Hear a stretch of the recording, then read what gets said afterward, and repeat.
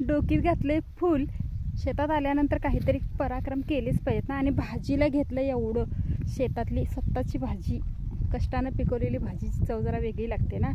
तर इकडे ना शेताकडे ताई, मी, भाऊजी वगैरे सगळी चालू होतो. आणि त्या तिघांना पाठवलं पुन्हा रस्त्याला, कारण की खूप चिखल आहे, पाऊस झाला आहे सकाळपासून. आणि ताई आणि मी आत्ता दोडका, भेंडी, चवळी, फुलं, मिरच्या हे सगळं ना ऐक पिशवी उचलले ना बघा, अशी धरायला लागली.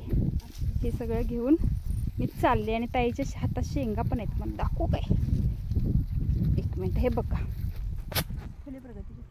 फुले प्रगती शेंगा खायापुरते आत्ता घेतल्यात. आणि बाकीची एक पिशवी पाठवली तिकडे, सगळी घेऊन गेलीत गाडीकडे. आणि आम्ही दोघी आता वरती